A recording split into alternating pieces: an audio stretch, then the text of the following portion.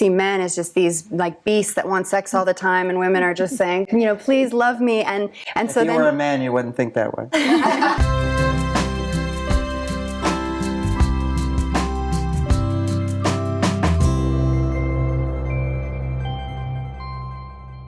So what's the difference between a man having an affair and a woman having an affair?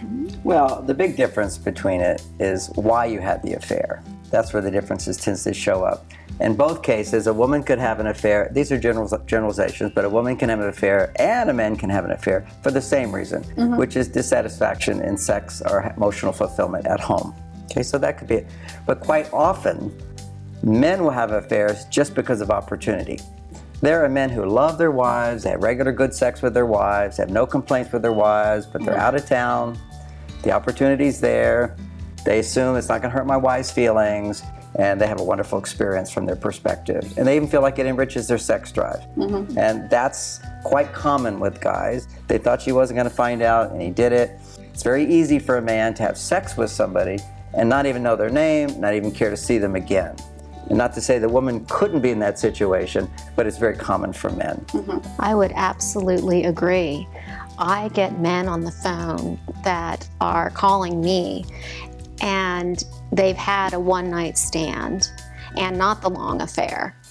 And what they want from me is absolution.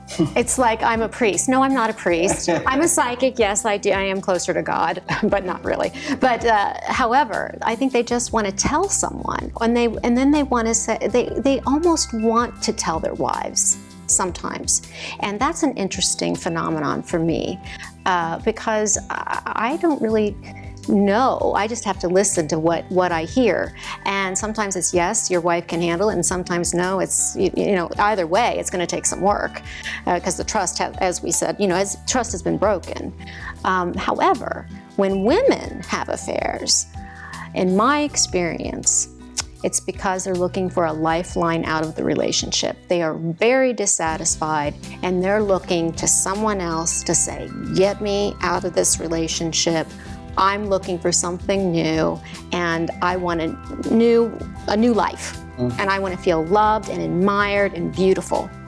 That doesn't mean the men don't want to feel that when they're having an affair as well, because the ego is also involved. However, there is a difference. Well, I agree that there are differences, but I also think in our overgeneralization of men are this way and women are this way, that we see men as just these like beasts that want sex all the time, and women are just saying, you know, please love me. And so if you were a man, you wouldn't think that way. And so we, in our culture, I'm a beast.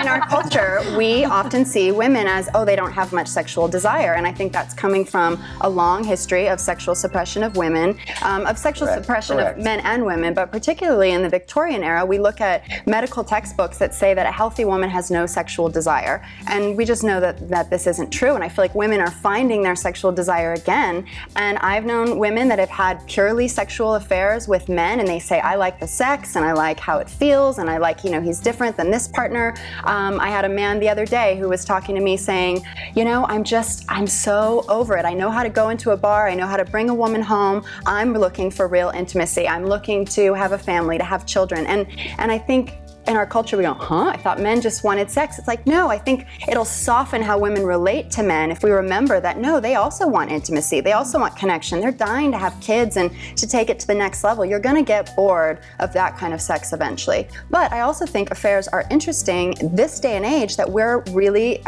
breaking the rules of monogamy and sex and relationship, and people are forming polyamorous relationships with more than one lover. We're exploring bisexuality a lot more. In women, in men, it's still very suppressed to identify as bisexual. So if we're identifying as bisexual or pansexual, being attracted to multiple sexual expressions, with transgender being in the media so much, relationships are just breaking open. So maybe an affair is actually some suppressed side of your sexuality that's trying to come out. Maybe you don't even want to leave that partner, but it's life trying to wake you up to something that you've shoved down. Yeah, I do believe that society tells you that men have affairs because it's primal. Something that they want to go out there and they want to hunt. And women are missing something that they go and they look for. And that might be sexual desire or wanting to feel loved, and it may be a way out. I think those things are very common in women, but it doesn't mean that the other side, that women don't want to just go and have sex and come back to their loving husband and their families. I think traditionally we've been told that men go and do that doesn't mean they're not in love with you, and that a woman, it was her role to accept that and to stay and to work at it. And more recently, it's been almost like you're shamed for staying in that relationship, and that you should be, and that you should leave because he did this like horrible thing to you. And it all goes back again to like, what are you actually committed to as a couple in your relationship? Yes. And you know, if he has an affair and you decide to work on it, that's okay. You can stay. You don't have to be shamed into leaving. It's like everyone has to leave now when anything comes up. And wow, beautifully said. Yeah, you really just, it's okay to stay. It's okay to work on your relationship. It's okay to be committed. Even if you go out and you do something as a woman, if you cheat and you had something that you needed, but come back and think about what it was that you needed out of that affair. What was that purpose? So it sounds like there isn't a one-size-fits-all model for why we have an affair. There's some very traditional reasons why we do these things, but at the end of the day, if you find yourself in a situation where you're either considering cheating, have cheated, or have been cheated on, the real thing to do is to look inside, look at your marriage, try to figure out what's going on, and that's where you'll discover your answers.